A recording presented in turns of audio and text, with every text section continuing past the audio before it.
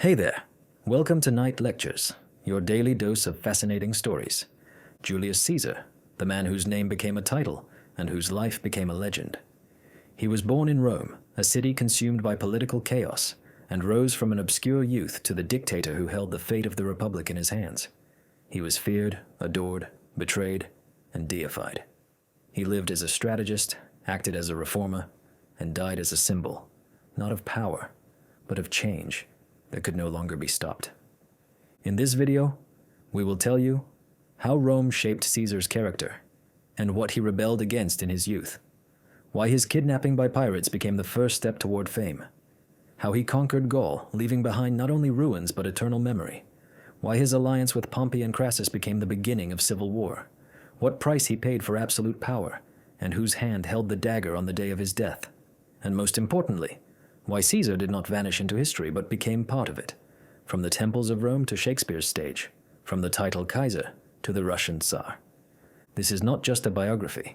It is the story of a man who rewrote the destiny of his time and remained in human memory as the embodiment of strength, will, and tragic greatness.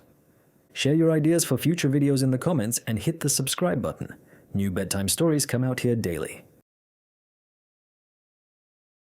When Gaius Julius Caesar came into the world, the Roman Republic was already living through one of the most anxious periods of its history.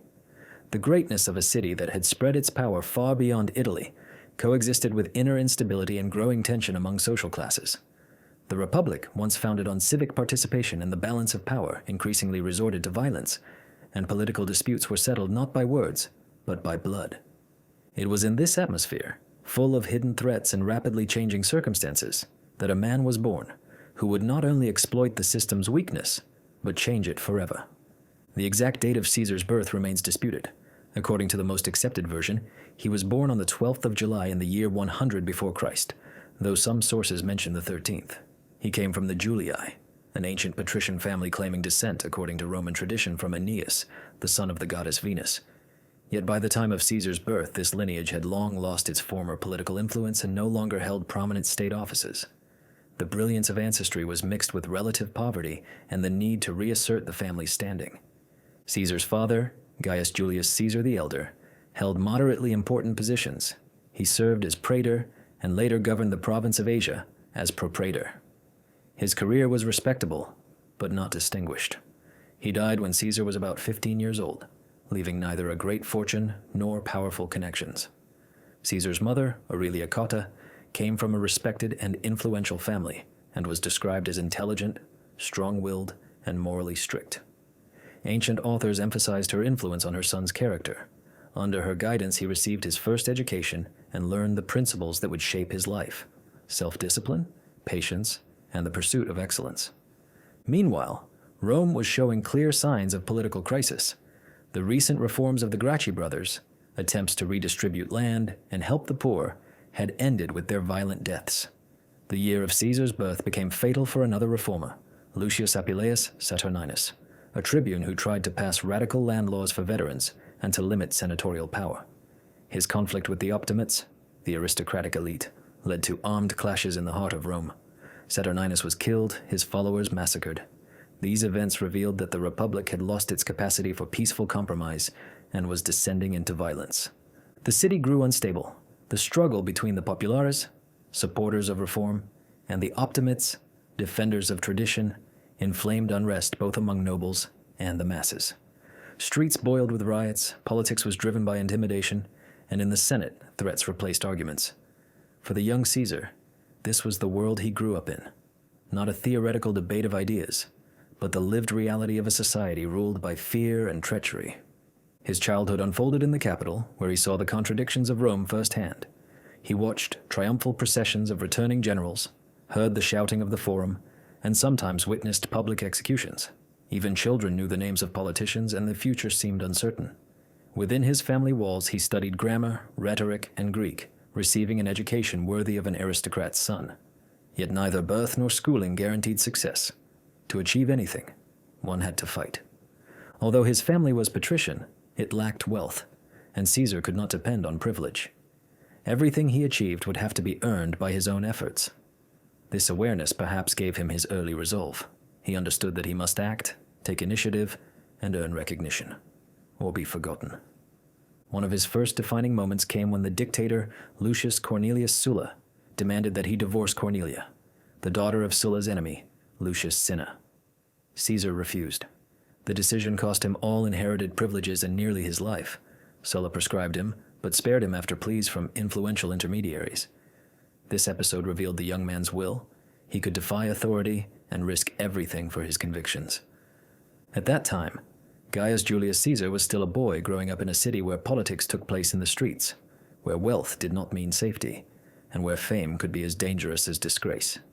He matured in a Rome that admired its glorious past but feared the instability of its future. A Rome that became the first great teacher of the man who would mark the end of one age and the beginning of another. Caesar's youth unfolded in a turbulent time when the Republic, burdened by its conquests and contradictions, was collapsing under ambition, debt, and bloodshed. He grew up where even children's games imitated gladiatorial combat, where power changed hands more often than laws, and where success was won through alliances and obligations, rather than virtue. Yet even as a young man, Caesar possessed a rare instinct, knowing when to yield and when to stand unbending. At 15, he lost his father, and became the heir of a noble but poor family without protection or influence. He was already married to Cornelia, the daughter of Lucius Cornelius Cinna, a leader of the populares. The marriage aligned him politically with the people's faction, against Sulla, the victorious dictator. When Sulla returned to power, he demanded that Caesar divorce his wife. Caesar refused, risking his life. His name appeared on the proscription lists, and only the intercession of several powerful figures, including the Vestal Virgins, saved him. Sulla, relenting, is said to have warned, "Beware this boy. There are many Mariuses in him." The prophecy would come true. Forced to flee Rome, Caesar joined the army and soon distinguished himself in campaigns in the east. At the siege of Mytilene on the island of Lesbos, he earned the Corona Civica, the civic oak crown, Rome's highest decoration for saving the life of a fellow citizen. He would wear it proudly for the rest of his life, as proof of personal valor. After his service, Caesar set out for Rhodes to study rhetoric under the famous Greek teacher Apollonius Molon. But on the way, his ship was seized by Cilician pirates, the terror of the eastern Mediterranean. They demanded 20 talents of silver for ransom. Caesar laughed and insisted they ask for 50, saying he was worth more. Amused by his confidence, they agreed. For nearly 40 days he remained their captive, yet he treated them almost like subordinates, reading them his poetry, practicing speeches, and joking that he would crucify them once free. They thought he was joking. He was not. After his release, he raised a small force, returned, captured the pirates, and had them executed, fulfilling his promise. It was an early demonstration of his will and a lesson to all who underestimated him. Back in Rome, he began his political career, first as a military tribune, then as quaestor, a financial official. Stationed in further Spain, he encountered both the vast riches and deep miseries of the provinces. In the Temple of Hercules at Gades, legend says, he saw a statue of Alexander the Great and wept, saying that at his age, Alexander had conquered the world, while he himself had achieved nothing. Whether apocryphal or not, the story reflects Caesar's inner drive, not merely for success, but for greatness. Returning to Rome, he climbed the cursus honorum, the ladder of offices. As a aedile, he organized lavish games and gladiatorial shows, spending enormous borrowed sums. His debts grew, but so did his popularity among the masses. In 63 BC, he was elected Pontifex Maximus, the High Priest of Rome, a position combining religious prestige with immense political power. Many claimed he won by bribery, but Caesar knew that the prize justified the cost. In 62, he became praetor, then propraetor in nearer Spain, where he both administered justice and led military expeditions against local tribes. The spoils enabled him to repay debts, and his victories increased his fame. On his return to Rome, he sought the consulship, the Republic's highest office. To secure victory, he allied himself with two of the most powerful men of the time, Marcus Licinius Crassus, Rome's wealthiest man, and Gnaeus Pompeius Magnus, its greatest general. This informal pact, later called the First Triumvirate, laid the foundation for the next great chapter of his life. In 58 before Christ, Caesar was granted the governorship of Cisalpine and Transalpine Gaul and Illyria, frontier provinces filled with conflict, instability, and opportunity. For him, this was not just a political post, but a stage on which to prove himself as both statesman and general. The spark of war came from the migration of the Helvetii, a powerful Celtic tribe from what is now Switzerland. About 370,000 people, including women and children, set out westward in search of new lands. Their route crossed territories allied to Rome. Caesar swiftly raised an army and intercepted them near Bibracte, defeating them in a hard-fought battle. The survivors were forced back to their homeland, not out of mercy, but to preserve Rome's balance of power. Next, Caesar turned against the Germanic king Ariovistus, who had crossed the Rhine with his warriors and threatened Gaul's tribes. After failed negotiations, Caesar met him in battle near the Vosges and won a decisive victory. Rome now stood as Gaul's protector and master. Over the following years, Caesar expanded his campaigns north and west. He crushed the Belgae in northern Gaul, subdued the seafaring Veneti on the Atlantic coast with a fleet built for that purpose, and forced submission through a mix of diplomacy and ruthless example. In the winter of 55, he performed an unprecedented act. He built a bridge across the Rhine and led his legions into German territory, not to occupy it, but to demonstrate that no land was beyond Rome's reach. After remaining a few days, he dismantled the bridge himself, having made his point. That same year, he launched an expedition to Britain, a land known only from traders' tales. The campaign faced storms, supply shortages, and fierce resistance, yet Caesar managed to land, negotiate alliances, and claim formal submission from several tribes. A year later, he returned with stronger forces, deepened Rome's foothold, and laid the groundwork for future conquest. His greatest challenge came in 52, when Vercingetorix, the young leader of the Arverni, united many Gallic tribes under the banner of freedom from Rome. For the first time, Caesar faced an organized and ideological enemy. Cut off from part of his forces and hindered by winter, Caesar crossed the snow-covered Cevennes in a daring march that stunned his foes. Then came the decisive siege of Alesia, a hill fortress defended by tens of thousands inside and relieved by a vast army outside. Caesar ordered 2 concentric lines of fortifications, one facing inward, one outward. Working in rain and under attack, his men completed the colossal works in time. In the climactic assault, Caesar fought on both fronts, rallying his men and personally leading reserves into the fray. The Romans prevailed. Vercingetorix surrendered, riding forth in armor and casting his weapons at Caesar's feet. He was later taken to Rome and executed after Caesar's triumph. Even after Alesia, smaller rebellions flared, but by 50 before Christ Gaul was pacified. From the Atlantic to the Rhine, from the Pyrenees to the Ardennes. Caesar spent 8 years in Gaul. In that time, he fought more than 300 battles, subdued over 50 tribes, captured hundreds of fortified towns, and forged an army that owed loyalty not to the Senate, but to him alone. His legions were rich, hardened, and utterly devoted. His fame was immense, and his power unprecedented. While the Senate in Rome quarreled over his growing influence, Caesar looked south. He knew that all he had won could vanish if he did not take the next step, and that step was inevitable. When Julius Caesar completed his consulship in the year 59 before Christ and departed to govern Gaul, his standing in the Roman Republic was far from ordinary. He enjoyed the people's support, influence among the army, and the reputation of a deft politician.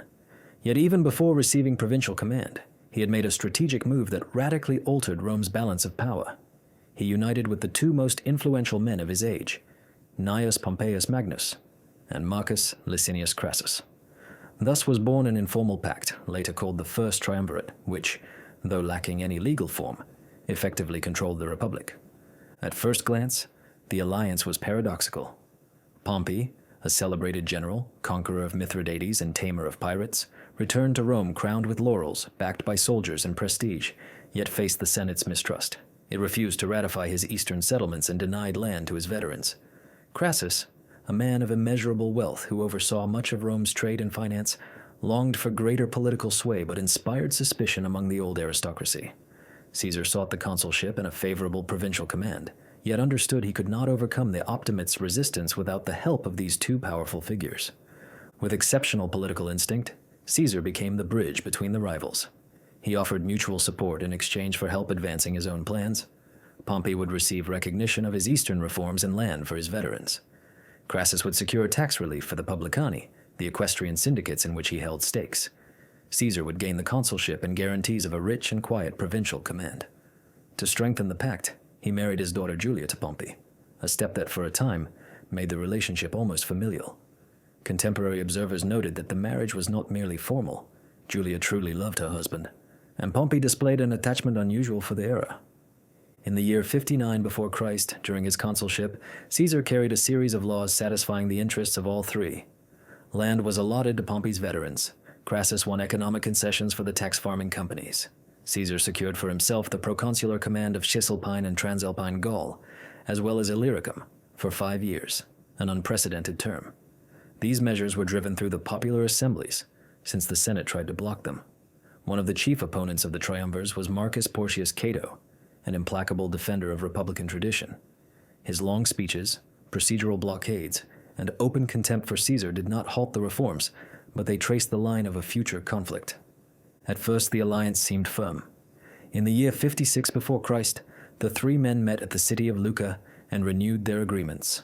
Pompey and Crassus were to be elected consuls for the year 55, and afterward received desirable provinces, Spain for Pompey, to be governed through legates, and Syria for Crassus. Caesar, in turn, had his Gallic command extended for another 5 years.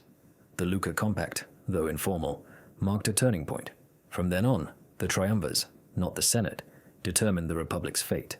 But unity proved short-lived.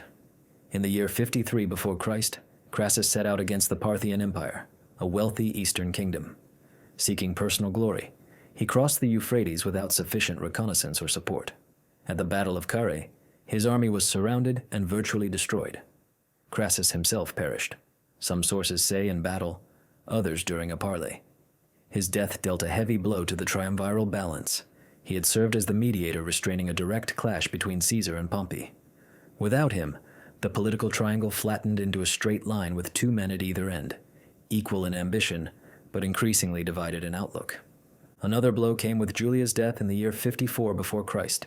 She lost her child in childbirth and soon died herself. Pompey was genuinely devastated, and many contemporaries believed her passing severed the last personal bond between the two men, once united not only by politics but by family. After this, Pompey drifted away from Caesar, and tension in Rome rose sharply. Riots flared in the streets, brawls between rival factions, assassinations, and uprisings fed the yearning for a strong hand. The Senate began to look to Pompey as a guarantor of order. He received special powers to stabilize the capital. Not a dictatorship, but effectively a consulship without a colleague. From this moment, Pompey moved closer to the conservative bloc, the very men he had once scorned. His transformation from silent partner in an extra-legal pact to the official guardian of order was gradual, but to Caesar, it was unmistakable. Meanwhile, Caesar remained in Gaul, winning campaigns, sending dispatches to Rome, maintaining ties with friendly tribunes, and watching the balance shift. Roman law barred him from standing for a second consulship while outside the city. But if he entered Rome without special permission, as a private citizen, he would forfeit legal immunity and become a target for prosecution. His enemies in the Senate, above all Cato, and now more and more often Pompey himself, insisted that he return precisely as a private man, without legions or command. That meant political capitulation. Mistrust thickened by the weak. Caesar's legions were loyal and battle-hardened, but his influence in Rome waned in his absence. Pompey kept accumulating powers, including the right to recruit troops in Italy. He increasingly aligned with senators hostile to Caesar, thereby becoming their ally, perhaps against his initial intent. But in politics, intentions are lost in actions. Thus, the alliance that had once brought Rome a few years of relative balance began to split at the seams. Caesar watched his former partners turn into potential enemies, while the city to which he dreamed of returning in triumph seemed to be closing its gates. The order to lay down arms and enter without an army sounded like an invitation to slaughter. He had not yet crossed the border. He had not yet crossed the Rubicon. But the earth was already trembling. By the beginning of the year 49 before Christ, the struggle between Julius Caesar and the Roman Senate had entered an open phase. His victories in Gaul had brought him not only glory, wealth, and experience, but also a dangerous independence. His army had become a force he controlled personally rather than on the Republic's behalf. His name thrilled the people and alarmed most senators. For several years he tried to preserve ties with Rome through letters, proposals of compromise, and support for friendly tribunes. Yet within the capital the conviction grew. Caesar was a threat to the Republic. By Rome's laws, a commander returning from a province had to disband his troops and enter the city as a private man. Only then could he stand for office. Caesar insisted on being allowed to stand in absentia, to keep his legal protection and avoid facing his enemies defenseless, but the Senate refused. Worse, under Pompey's influence, the Senate passed a decree demanding that Caesar immediately surrender his command. Otherwise, he would be declared an enemy of the state. Caesar understood. If he obeyed, he faced trial, confiscation, and likely exile. The choice between submission and resistance left no room for compromise. His legions, above all the 13th, were personally devoted to him, had marched with him through dozens of battles, and followed him not from obligation, but from trust. In January of the year 49 before Christ, standing at Italy's northern boundary, Caesar came to the River Rubicon, an unassuming stream with immense legal weight, the line separating his province from Italy proper, where his proconsular authority ceased. The law forbade crossing it with an army. According to Plutarch, as he hesitated, he said, "Alia iacta est." The die is cast, and ordered his soldiers to cross. The step was more than a military action. It marked the beginning of civil war and the collapse of the Republican equilibrium. At first, he had only about 5,000 men, the 13th Legion. But marching south, he gathered speed. Local garrisons offered no resistance. Cities opened their gates. Officers and troops sent by the Senate either fell back or joined him. Caesar issued strict orders: no looting, no killing, no violation of local customs. He wanted to show he was coming not as a conqueror, but as a restorer of order. In Rome, the news caused panic. The Senate, unprepared for such decisiveness, convened an emergency session. Pompey, holding extraordinary powers, assured them he could quickly mobilize and halt the advance. His calculations proved wrong. Most of Italy fell under Caesar's control within a few weeks. When it became clear the city could not be held, senators fled in haste. Pompey also departed, heading to Brundisium to assemble a fleet and troops for passage to the Balkans. Consuls, magistrates, and many equestrians left with him. Caesar did not linger in Rome. He understood that the real danger lay not in an empty capital, but in the man departing with the Republic's resources. He drove rapidly south, taking cities without battle. Fighting on Italian soil was almost entirely avoided. The episode at Brundisium proved crucial. Caesar arrived as Pompey had already embarked much of his army. Caesar tried to blockade the harbor with a mole, but could not complete it in time. Pompey sailed for Epirus, avoiding a direct clash. Strategically, it was a setback. Yet Caesar's Italian campaign ended in complete success. Within 60 days, he had secured the peninsula with minimal bloodshed. He then returned to Rome, not as a tyrant, but as a man restoring order. A Senate purged of his opponents recognized him as consul and soon after as dictator, though for a limited term. He began stabilizing affairs, recalled exiles, annulled hasty decrees, and partially restored the machinery of republican governance. It was a deliberate gesture. He did not pose as the destroyer of the old system, but as its savior from anarchy. But he could not remain in Italy. The war had only begun. Pompey had carried away a large army, a fleet, and allies. He drew support from the eastern provinces, Egypt, the Greek cities, and much of the senatorial elite. To win, Caesar would have to force a battle, cross the sea, and break those who branded him a usurper. All that still lay ahead. For the moment, it began with one man, throwing his cloak over his shoulder without heralds, without senatorial decrees, without lyres or laurels, stepping into the cold water of a small river and by that act erasing the old order. When Caesar finished his lightning campaign in Italy and entered Rome, his position was secure but far from absolute. His chief opponent, Gnaeus Pompeius, had neither fallen nor surrendered. He had gone east, where he still commanded the loyalty of wealthy provinces, a powerful fleet, and a portion of the Senate. Consuls, magistrates, great landowners, and much of the Roman elite followed him. From that moment, the war expanded in scope and shifted its theater deeper into the Mediterranean, toward the Greek shores, into lands that still remembered Alexander's conquests and the calculations of Hellenistic kings. In the spring of the year 48 before Christ, Caesar crossed the Adriatic into Illyria. He arrived with limited forces, not waiting for the rest of the fleet, some of which was delayed by storms. The enemy's fleet under Marcus Calpurnius Bibulus ruled the sea, disrupted supply, and soon Caesar's men faced shortages. Nevertheless, despite numerical and tactical disadvantages, Caesar took strong positions, awaited reinforcements, sent out raids, and projected calm to prevent panic. Pompey concentrated his army in Thessaly, a region rich in cities and grain, backed by loyal aristocrats. His force numbered more than 40,000 infantry, strong cavalry, and numerous auxiliaries. Against this, Caesar could muster only about 22,000 legionaries and a modest cavalry arm. Advisors urged Pompey to wait, trusting numbers, supplies, and the enemy's exhaustion. For a long time he did, until the senators with him pressed too hard for a swift and splendid victory. The battle came in the summer of the year 48 before Christ near the town of Pharsalus. Pompey built his plan on a massed cavalry strike against Caesar's right, expecting to roll up the line and attack the rear. Caesar anticipated the maneuver. He secretly formed a fourth line from picked infantry, echeloned against that flank. When Pompey's horse charged around, these men met them with pila and short swords at close quarters, denying them room to maneuver. Pompey's cavalry broke and fled. Caesar's right held. The main line advanced.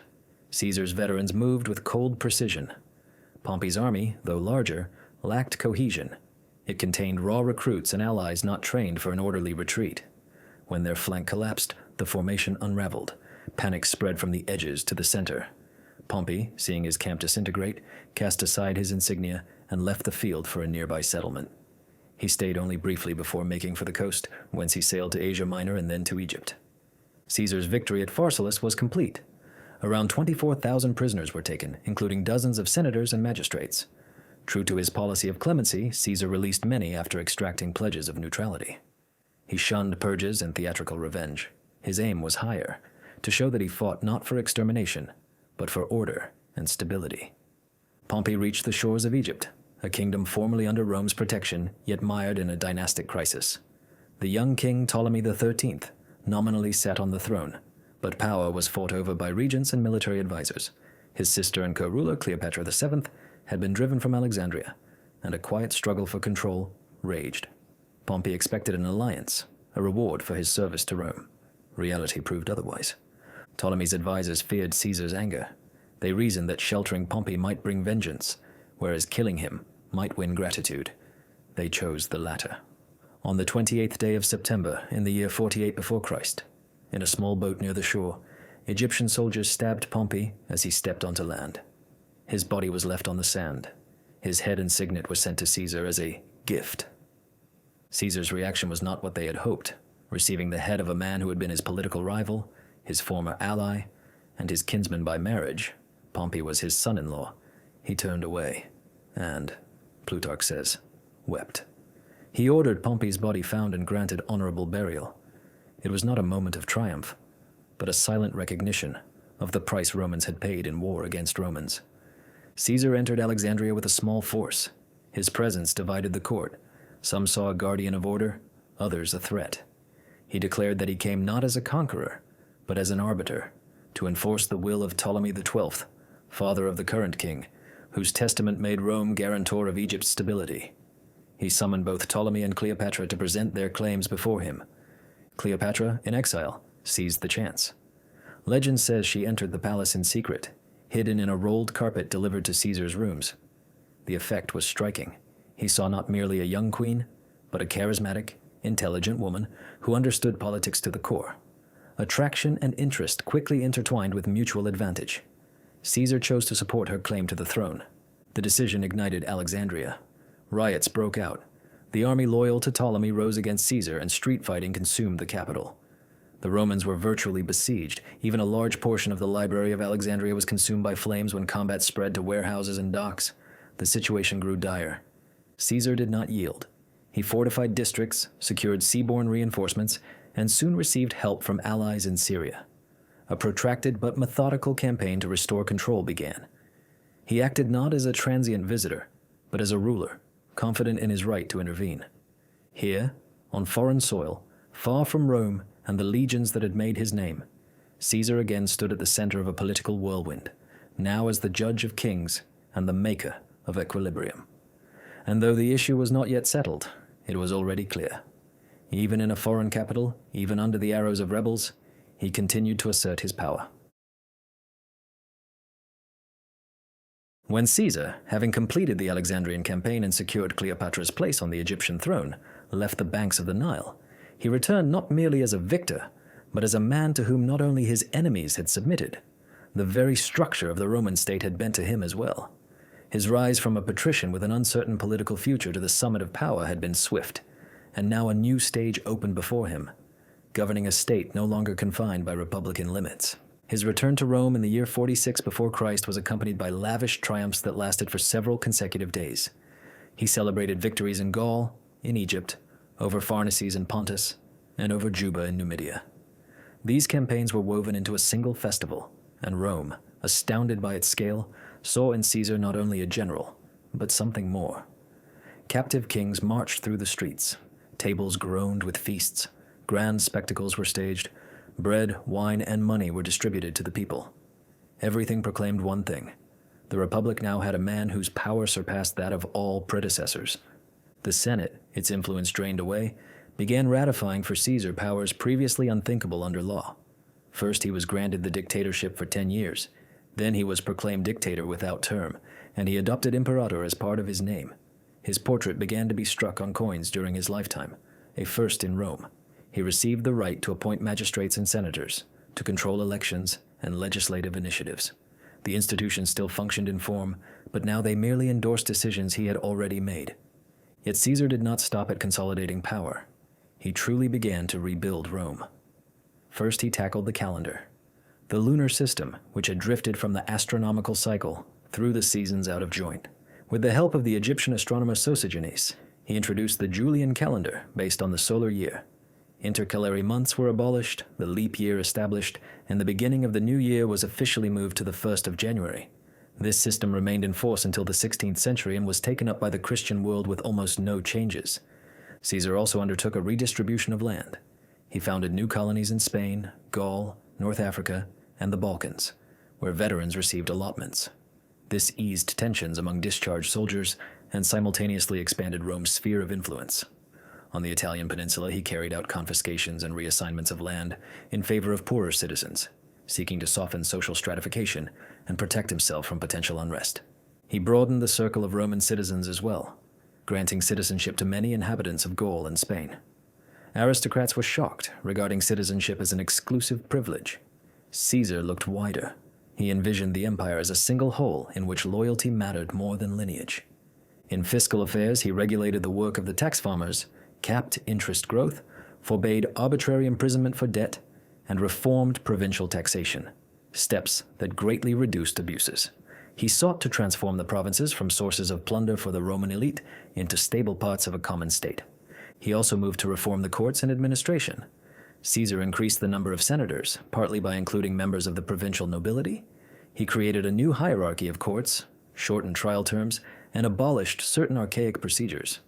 He actively brought educated men into government regardless of origin. Among his intimates were patricians and equestrians, Romans, and Greeks. He dreamed of vast building projects, draining the Pontine marshes, cutting a canal between Rome and Ostia, expanding the harbor, constructing a new forum and libraries. He began the Forum of Julius, pouring immense funds into it, and planned a census of all Italy to update and refine the tax base. But the more he strengthened order, the clearer the personal nature of his power became. Statues of him appeared in temples. Altars were dedicated. He was hailed as father of the fatherland, received like a demigod in life. His name entered the formula of oaths, coins bore his image, and priests founded the cult of the divine Julius, already while he still lived. He refused a royal crown when Mark Antony offered it to him during the Lupercalia, yet no one doubted he was increasingly thinking in terms that exceeded republican forms. Outwardly, his manners remained modest. He wore a plain toga, often declined a personal guard, heard petitions in person, and appeared in the streets without pomp. But reality no longer matched that mask. All decisions passed with his approval. The entire order depended on his will. He had become a man whom no one could restrain, and whose fall, should it come, would inevitably bring convulsions. Rumors grew that he wished to accept royal power, if not in Rome, then somewhere in the provinces. Some said he meant to move the capital to Alexandria or to Ilion. Others that he would set out against the Parthians and there take an eastern title. His plans for further expansion frightened even those who had recently backed his reforms. The Senate felt powerless. and the people increasingly alienated from politics. By the beginning of the year, 44 before Christ, Rome was quiet, but it was the quiet of a taut string. There were no mass repressions, almost no informers, but there was no freedom either. Everything depended on one man. And when everything depends on one man, there will always be those who decide that the man must be removed. By March of the year 44 before Christ, Julius Caesar was not merely the foremost man of the Republic, he was its unofficial master. He had been granted the dictatorship for life, and he controlled legislative, judicial, and executive power. He determined the fate of provinces, distributed offices, richly rewarded the loyal, and without hesitation stripped influence from those who hindered him. His authority was so great that the Senate, once the key governing body, had become an organ that affirmed the will of a single person. Caesar bolstered his rule both outwardly, through triumphs, reforms, and projects, and symbolically, his image appeared on coins, his statues stood in temples, hymns honored him, and some openly called him a god. Yet beneath the splendor and obedience, discontent ripened, especially among those who considered themselves heirs to the old republican tradition. They saw not care for the state, but the systematic destruction of the balance that had sustained the republic. What troubled them most was not the reform of the calendar and not the land distributions, but that Caesar had, in essence, concentrated royal power in his hands, even if without the royal title. Caesar himself furnished grounds for fear. At the Lupercalia in February of the year 44, he appeared before the crowd seated on a gilded chair and wearing a purple toga, symbols traditionally associated with kings. Mark Antony, his intimate and the consul, offered him a diadem 3 times. Caesar refused 3 times, at least demonstratively. The people, Plutarch says, reacted with mixed feeling. Some applauded, others were silent. But the gesture bred rumors. Perhaps Caesar was preparing the way to become king, if not in Rome, then in some eastern province after a future Parthian campaign. Under these conditions, a faction of the disaffected began to coalesce in the Senate. Its central figure was Gaius Cassius Longinus, a former legate of Pompey, who felt personally humiliated by Caesar's ascendancy. But the decisive addition was Marcus Junius Brutus, a philosopher and idealist who traced his lineage to Lucius Junius Brutus, the very man who, tradition held, expelled Rome's last king. Brutus's participation was a symbolic act. The conspirators meant to show they acted not for revenge or power, but for liberty and the Republic's salvation. The conspiracy formed gradually. About 60 senators joined, among them Decimus Brutus, Casca, Trebonius, Ligarius, Cimber, and others. The place and time of the killing were chosen deliberately. The Senate session on the 15th of March was to meet in Pompey's Curia, a temporary venue, since the regular Curia in the Forum was under reconstruction. The Curia of Pompey stood on the Field of Mars and was less closely guarded than Caesar's residence.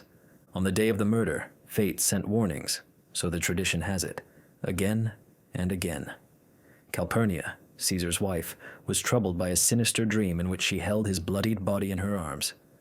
Caesar hesitated and nearly decided to stay home, but Decimus Brutus, a conspirator masked as a loyal friend, persuaded him not to disappoint the Senate by his absence, saying that rumors about a crown were already too hot, and that staying away would only inflame suspicion. On the way to the Curia, several notes were thrust towards Caesar. In one of them, the historian Suetonius says there was a direct warning of danger, but the dictator did not read it in time. Inside, they were waiting. The plan was simple. One man would distract him, another would give the signal to strike. When Caesar took his seat, Lucius Tillius Cimber approached with a request for his brother's recall from exile. As Caesar brushed him off, Cimber seized his shoulder. The sign. Publius Servilius Casca struck first, not fatally, more to fix him in place. Caesar sprang up, but blow after blow rained from every side. He tried to resist, but seeing Brutus among the attackers, he cried out in Greek, "You too, child," or, in the Latin form, "Et tu, brute." Then he no longer fought back and only drew the fold of his toga over his face. By varying counts, he received 23 wounds, only one, to the chest, being mortal. He fell at the base of Pompey's statue, his body covering the pedestal of the man who had once been his rival. Thus ended the life of one who had conquered Gaul, remade Rome's calendar, crushed Pompey, and bent the Senate to his will. Bloodstained, the conspirators rushed into the streets. Some raised their daggers aloft and proclaimed, "Freedom." They were sure the people would greet them as liberators. But Rome's streets answered not with joy, but with a funereal hush. Most, the poor, the soldiers, even the nobility, were not ready to see the country again hurled into chaos. They feared not tyranny, but war. Caesar's body lay where it fell. Only later was it moved, washed, and clothed for burial. And over the Senate, where speeches and laws had rung out only yesterday, there now hung a question. Whom should Rome fear more, the dictator, or those who kill a dictator? When, on the evening of the 15th of March in the year 44 before Christ, the body of Julius Caesar was finally carried out of Pompey's curia, after it had lain for hours in a pool of blood, none of the conspirators yet knew that their resolve to kill the dictator would not end his power, but would open a new age in which Caesar's name would become, for centuries, a symbol of strength, legitimacy, and political genius. His death, meant to restore the Republic's balance, became the beginning of the end for the Republic itself. The funeral ceremony organized by Mark Antony proved a turning point. In the Roman Forum, a pyre platform was raised, adorned with purple garments, laurel crowns, standards, and trophies symbolizing Caesar's victories. Antony spoke, not only mourning his patron, but openly condemning the killers. He had Caesar's will read aloud. Every inhabitant of Rome received a monetary gift, and the city, extensive gardens. The crowd, swept by emotion, surged toward the pyre, and, legend says, a craftsman hurled a torch into it, kindling the fire of popular wrath. The farewell turned into a spontaneous uprising, and it was then that the image of the dictator began to swell to near divine proportions. Soon the Senate was compelled to recognize Caesar officially as divine, Divus Iulius, and a temple in his honor rose in the Forum. An altar was set at the place of cremation where Romans began to bring offerings. The official cult of Caesar was the first instance of a Roman politician being deified so soon after death. It set a precedent that changed how power was perceived. Henceforth it could be not only lawful, it could be sacred. But the mightiest manifestation of his afterlife was the person named in his will. Gaius Octavius, Caesar's great-nephew and adopted son, was declared his heir. Under the name Gaius Julius Caesar Octavianus, he began a journey that would bring him to rule over the Roman world. He would be the one to end the Republic for good, defeat Mark Antony and Cleopatra, establish the Principate, and receive the title Augustus, the first Roman emperor. Thus, Caesar's murder did not restore the old order. It hastened its fall. From then on, power in Rome would pass not by elections, but by succession and force. Caesar's legacy also reshaped the language of authority. Even during his lifetime, his name became a title, Caesar, which every Roman emperor would bear after him. Later it became a word in its own right denoting supreme power, Kaiser in the German world, and Tsar among Slavs. The name of one man grew into a political category. He left a literary legacy as well. His commentaries on the Gallic War are not mere military chronicles, but a model of concise, exact Latin prose. Written in the third person, they combine campaign reports with a subtle political message justifying his actions to Rome. These works became staples in schools of rhetoric, outlived centuries, and formed part of Europe's classical education. His reforms proved enduring. The calendar he instituted, the Julian calendar, governed Europe for roughly 1.5 millennia, and became the basis of the modern Gregorian reform. He redistributed land to veterans, expanded the Senate, and brought order to provincial administration. Many of these changes lasted long after his death and underpinned the empire's administrative structure. The cult of Caesar grew for centuries. He was revered in Rome and far beyond. In the Middle Ages, monarchs seeking legitimacy looked to his image. In the Renaissance, he became a symbol of Roman grandeur and statecraft. Machiavelli treated him as an exemplar of efficacy and ambition. Shakespeare immortalized the drama of his fall in a tragedy that fixed forever the phrase, "You too, Brutus?" In the 18th and 19th centuries, Caesar became a standard for generals and revolutionaries. Napoleon Bonaparte studied his life with near religious attention and saw in him the model of the ideal ruler. The figure of Caesar inspired not only monarchs but revolutionaries, not only historians but poets. Even in the 20th century, Caesar stirred fierce debate. Some saw in him a forerunner of authoritarianism, yet also a paragon of strategic brilliance, reforming courage, and political instinct. He appeared both as destroyer of an old order and builder of a new world. He became a universal symbol of power, destiny, and responsibility before history. Above all, Julius Caesar became one of the few people in history whose name outlived not only his age and his line, but his state. He remains in humanity's memory as the embodiment of the idea that the will of a single person can change the fate of millions. He is still a living participant in history, not merely a Roman general or dictator, but a myth, an example, a legend. He became the archetype of power, with its splendor, its risks, its loneliness, and the inevitability of its end. Thus, Caesar's life ended, in blood, at the foot of his former enemy's statue. But another life began, long, undying, woven into the fabric of world culture. Empires fell, capitals perished, languages disappeared, but Caesar's name remained, and perhaps it was in that March night when he was betrayed and killed that his immortality began.